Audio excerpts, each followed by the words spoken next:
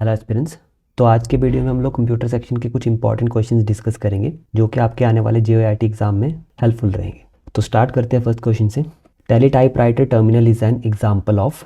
तो teletypewriter terminal किसका example है? इनपुट डिवाइस का, आउटपुट, इनपुट आउटपुट बोथ, या फिर स्टोरेज डिवाइस। तो इसका सही आंसर होगा इनपुट आउटपुट बोथ। अब देखिए टेली टाइपराइटर क्या चीज़ है।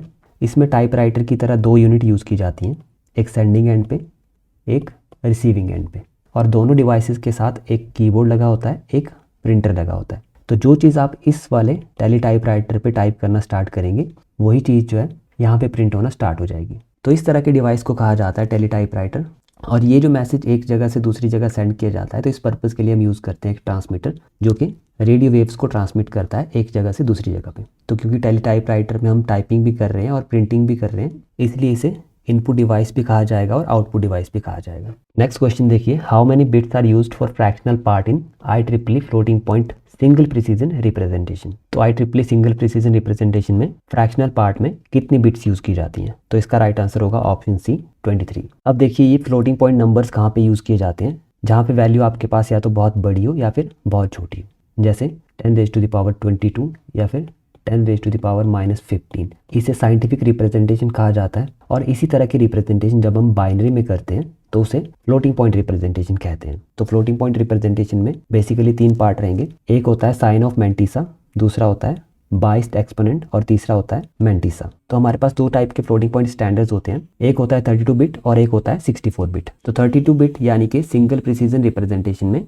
1 बिट यूज की जाती है साइन के लिए, 1 यूज की जाती है एक्सपोनेंट के लिए और 23 बिट्स यूज की जाती है मैंटिसा के लिए। और इसी तरह से डबल प्रिसीजन यानी कि 64 बिट रिप्रेजेंटेशन में 1 बिट यूज की जाती है साइन के लिए, 11 बिट्स यूज की जाती है एक्सपोनेंट के लिए और 52 बिट्स यूज की जाती है मैंटिसा के लिए। और इसके साथ साथ एक और चीज याद रखेंगे, फ्लोटिंग पॉइंट नंबर्स के लिए स्टैंडर्ड यूज किया जाता है IEEE 754। नेक्स्ट क्वेश्चन देखिए, no restrictions on mapping from memory to cache is called. जब आप मेमोरी से कैश में बिना किसी रिस्ट्रिक्शन से मैपिंग करते हैं तो उस टेक्निक को क्या कहा जाता है? Fully associative.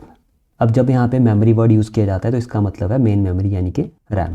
कैश का टॉपिक जो हमने बिल्कुल डिटेल में कवर किया है और बिल्कुल बेसिक सा क्वेश्चन पूछा गया था ये। नेक्स्ट क्वेश्चन देखिए, which logic operation is represented by the following truth table. तो ये जो आपके सामने ट्रुथ टेबल देके रखा है, ये कौन सा लॉजिक ऑपरेशन रिप्रेजेंट करता है? NAND operation. अब आप सभी को पता है कि नैंड ऑपरेशन जो वो एंड का ऑपोजिट होता है, क्योंकि नैंड गेट बनता है नॉट गेट और एंड गेट से। और आपको पता है कि नॉट गेट क्या करता है? सभी ऑपरेशन को उल्टा कर देता है। फॉर एग्जाम्पल जहाँ पे रिजल्ट आना चाहिए 1 उसको ये 0 कर देगा, और जहाँ पे रिजल्ट आना चाहिए 0 उसको ये 1 कर देगा। तो एंड गेट हमें पता है क्या करता है, जहाँ पे 0 0 होगा वहाँ पे 0 आएगा, जहाँ पे 0 1 होगा वहाँ पे भी 0 आएगा, जहाँ पे 1 0 होगा वहाँ पे भी 0 आएगा, और जहाँ पे 1 1 होगा वहाँ आउटपुट आएगी 1। और यहाँ पे आप देख रहे हैं एग्जैक्टली इसका अपोजिट है। इसका मतलब ये किसका ट्रूथ टेबल है? नैंड गेट का। नेक्स्ट देखिए, monitor is connected to computer using dashboard. तो मॉनिटर किस पोर्ट का यूज़ करके कंप्यूटर के साथ कनेक्ट किया जाता है? ऑप्शन सी VGA यानी कि वीडियो ग्राफिक्स एरे। नेक्स्ट देखिए, audio input, microphone and speaker output can be connected to computer using dash. तो ऑडियो इनपुट, माइक्रोफोन और स्पीकर किसकी हेल्प से कनेक्ट कर सकते हैं आप कंप्यूटर के साथ? तो इसका ऑप्शन ए करेक्ट हो जाएगा 3.5 mm जैक। आप सभी को पता होगा फ़ोन में जो 3.5 mm का जैक होता है उसी तरह का जैक आपको कंप्यूटर में भी देखने को मिलता है। तो इसका यूज़ किया जाता है ऑडियो डिवाइस को कनेक्ट करने के लिए, माइक को कनेक्ट करने के लिए या फिर स्पीकर्स को कनेक्ट करने के लिए। नेक्स्ट देखिए, on a dot matrix printer you should never lubricate which part. तो डॉट मैट्रिक्स प्रिंटर पे आपको कौन सा पार्ट जो लुब्रिकेट नहीं करना चाहिए? तो इसका ऑप्शन बी करेक्ट हो जाएगा प्रिंटेड पिन्स। अब जहाँ पे रेल्स आ गई, बेयरिंग्स आ गई, तो ऑब्वियस सी बात है कि उस पार्ट को लुब्रिकेट करने की ज़रूरत पड़ेगी, बट जो प्रिंटेड पिन्स होती है उसको लुब्रिकेट करने की ज़रूरत नहीं पड़ती है।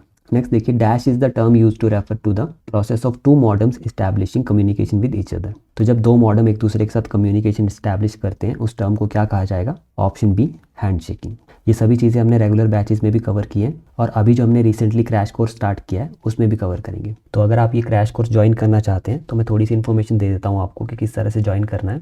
डिस्क्रिप्शन में मैंने इस कोर्स का लिंक दे रखा है और साथ में हिमाचल कॉम्पिटिटिव ऐप का भी लिंक दे रखा है। तो आप दोनों तरीक़ों से कर सकते हैं, डायरेक्टली भी ज्वाइन कर सकते हैं इस कोर्स को, या फिर हिमाचल कॉम्पिटिटिव की ऐप डाउनलोड कीजिए, वहाँ पे स्टोर सेक्शन में जाके आपको जो है ये वाला कोर्स दिख जाएगा। पहले मैंने इस कोर्स की ड्यूरेशन जो है वो 45 डेज़ की रखी थी, बट इसको बढ़ा के अभी मैंने 3 मंथ कर दिया है और फीस इसकी वही रहेगी सेम 1200 रुपीज़, और कूपन का यूज़ करके आपको ये 1000 रुपीज़ का पड़ जाएगा। तो कुल मिला के सारा कुछ ही कवर किया जाएगा इस कोर्स में, बेसिक टू एडवांस।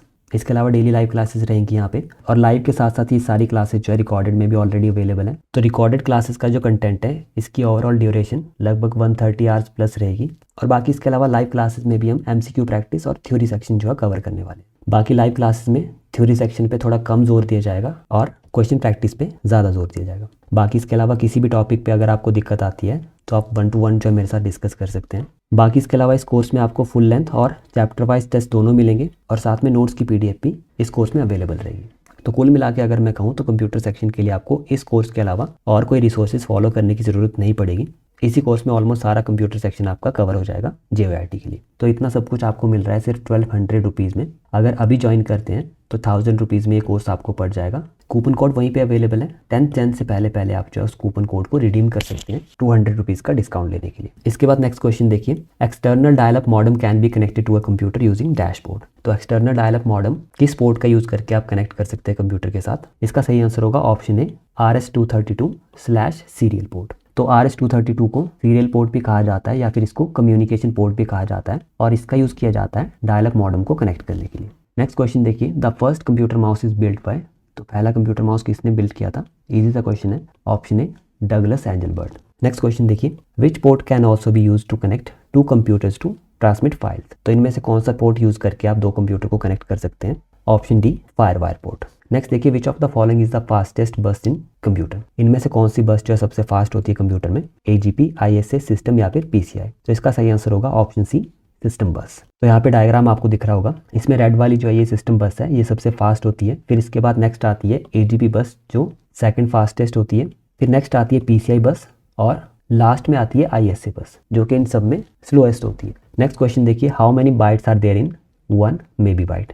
इस चीज़ का ध्यान रखिएगा, जहाँ पे MIB लगता है ये मेबी बाइट है ना कि मेगा बाइट। तो एक मेबी बाइट में कितने बाइट्स होते हैं? 2⁻20। ये जो सिस्टम है सारा कीबी बाइट मेबी बाइट ये चलता है बाइनरी में, और किलोबाइट मेगाबाइट गीगाबाइट ये चलता है डेसिमल में। तो इसमें कंफ्यूज नहीं होना है, दोनों डिफरेंट सिस्टम्स हैं। नेक्स्ट क्वेश्चन देखिए, which of the following logic gates are known as universal gates. तो इनमें से कौन से लॉजिक गेट जो है यूनिवर्सल गेट के नाम से जाने जाते हैं? Option B NAND and NOR। ये क्वेश्चन पहले भी हमने डिस्कस किया और काफ़ी बार एग्जाम में पूछा जाता है। तो NAND और NOR को यूनिवर्सल गेट क्यों कहा जाता है? क्योंकि इनका यूज़ करके हम बाकी कोई भी दूसरा गेट जो है बना सकते हैं। नेक्स्ट देखिए, the flow and timing of data to and from the microprocessor is regulated by. तो जो डाटा माइक्रो प्रोसेसर को सेंड किया जाता है या फिर माइक्रो प्रोसेसर से डाटा सेंड किया जाता है दूसरे डिवाइसेस की तरफ, तो उसका जो फ्लो होता है और टाइमिंग होता है वो क्या चीज़ कंट्रोल करती है? तो इसका सही आंसर होगा option D control pins. Control pins control करती हैं डाटा का फ्लो और टाइमिंग। नेक्स्ट क्वेश्चन देखिए, 0.25 base 10 in binary number system is. तो ये आपके पास जो है पॉइंट में नंबर दे रखा है 0.25 जो कि डेसिमल में है, इसको आपने बाइनरी में कन्वर्ट करना है। तो क्या आएगा? तो देखिए इस तरह के पॉइंट वाले क्वेश्चन कैसे सॉल्व किए जाते हैं। डेसिमल के बाद जो भी आपको दे रखा है वो इस तरह से आपने लिखना है और 2 के साथ मल्टीप्लाई करते जाना है। फिर मल्टीप्लाई करने के बाद जितने प्लेसेस छोड़ के यहाँ पे डेसिमल लगाए उतने ही प्लेसेस छोड़ के यहाँ पे आपने डेसिमल लगा देना है। तो इस तरह से डेसिमल लगाने के बाद डेसिमल के लेफ्ट वाली साइड में या तो आपके पास 0 आएगा या फिर 1 आएगा। तो जो भी आपके पास मल्टीप्लाई करने के बाद आता जाएगा उससे आप सेम सीक्वेंस में डेसिमल लगा के लिखते जाएंगे। जैसे यहाँ पे आ रहा है 0 1 1 1 0, तो इसको आप वैसे ही लिख देंगे 0 1 1 1 0 1। यहाँ पे कैसे सॉल्व करेंगे इसको? 0.25 दे रखा है हमें, इसको 2 के साथ मल्टीप्लाई करना है। तो 25 को मल्टीप्लाई किया 2 के साथ कितना है 50। अब पॉइंट यहाँ पे कितने स्थान पीछे लगा है? 2 स्थान। तो यहाँ पे भी पॉइंट हम 2 स्थान पीछे लगाएंगे क्योंकि 2 डिजिट हमारी 50 पे ही खत्म होगी। फिर 50 को दोबारा से अगर 2 के साथ मल्टीप्लाई करेंगे तो कितना आएगा 100, और पॉइंट आपको पता है कि 2 स्थान के बाद ही लगेगा, तो कितना आ गया 1। तो इसको सेम सीक्वेंस में लिख देंगे हम 0.01। अब इस वाले 0 को हमने कंसीडर नहीं करना है, मल्टीप्लाई करने के बाद जो पहला 0 आएगा उसको कंसीडर करना है। तो यहाँ पे 2 बार मल्टीप्लाई करने के बाद ही हमें हमारा आंसर मिल गया। डेसिमल के बाद पहली डिजिट आई 0 और दूसरी आई 1। तो 0 1 हमें कहाँ पे देखने को मिल रहा है? ऑप्शन बी में। तो ऑप्शन बी करेक्ट हो जाएगा। अगर प्रिसीजन आपको थोड़ी और ज़्यादा दे के रखी हो तो उतनी बार आप 2 के साथ यहाँ पे मल्टीप्लाई करते जाएंगे। नेक्स्ट क्वेश्चन देखिए, laser printer was invented by. Laser printer किसने इन्वेंट किया था? Option C Gary Starkweather. Next question देखिए, Fortran was developed by. Fortran किसने डेवलप की थी? ऑप्शन ए जॉन बैकस ने। बाकी आप लोग मुझे कमेंट सेक्शन में बताएंगे कि जॉन मैकार्थी ने कौन सी लैंग्वेज डेवलप की थी। नेक्स्ट क्वेश्चन देखिए, the standard size of 3.5 inch floppy disk is. तो 3.5 इंच फ्लॉपी डिस्क का स्टैंडर्ड साइज कितना होता है? 1.44 MB। बाकी इसके अलावा 5.25 का साइज होता है 1.2 MB, और 8 इंच का साइज होता है 80 KB to 242 KB। Next question देखिए, a microprocessor with 12 address lines is capable of addressing. एक माइक्रो प्रोसेसर जिसमें 12 एड्रेस लाइन्स हैं वो कितनी मेमोरी लोकेशंस एड्रेस कर सकता है? तो इसका सही आंसर होगा ऑप्शन सी 4096। इसका सिंपल फॉर्मूला है 2⁻12। जब हम एड्रेसिंग की बात करते हैं कि किसी माइक्रो प्रोसेसर में 12 एड्रेसिंग लाइन्स हैं तो वो कितने मेमोरी लोकेशंस एक्सेस कर सकता है, तो हम सिंपली 2⁻12 कर देंगे। तो 2⁻10 हमें पता है कितना होता है 1024, 11 हो गया 2048 और 12 हो गया 4096। तो ऑप्शन सी करेक्ट हो जाएगा यहाँ पे। तो आज के वीडियो में इतना ही। अब कल के लिए मैं आप लोगों को 2 क्वेश्चन दूंगा जिनके आंसर हम कल डिस्कस करेंगे। अगर आप लोगों को उनके आंसर पता है तो आप मुझे कमेंट सेक्शन में लिख के बताइए। पहला करेक्ट आंसर जो भी देगा उसका नाम कल की वीडियो में फीचर किया जाएगा। तो फर्स्ट क्वेश्चन है, विच of the following organisations overseas the allocation of IP addresses in a fair and consistent manner. तो कौन सी ऑर्गेनाइजेशन है जो IP एड्रेस एलोकेट करने का काम करती है? Option A IEEE, option B IETF, option C V3C या फिर ऑप्शन डी IANA। तो ये था फर्स्ट क्वेश्चन, कमेंट सेक्शन में बताइए इसका आंसर। और सेकंड क्वेश्चन है, identify the oldest phone hacking technique used by hackers to make free calls. तो वो कौन सी सबसे पुरानी फोन हैकिंग टेक्निक है जिसका यूज करके हैकर क्या करते हैं, फ्री फोन कॉल करते हैं? तो कौन सा ऑप्शन करेक्ट होगा? Option A spamming, option B phreaking, option C cracking या फिर ऑप्शन डी फिशिंग। तो कमेंट सेक्शन में जरूर बताइए। जो भी पर्सन इन दोनों क्वेश्चन के करेक्ट आंसर सबसे पहले देगा उसका नाम जो है कल की वीडियो में सबसे पहले फीचर किया जाएगा। बाकी आज के वीडियो में इतना ही। वीडियो अगर हेल्पफुल लगा हो तो लाइक, शेयर और सब्सक्राइब करना मत भूलिएगा। मिलते हैं नेक्स्ट वीडियो में। Thank you so much.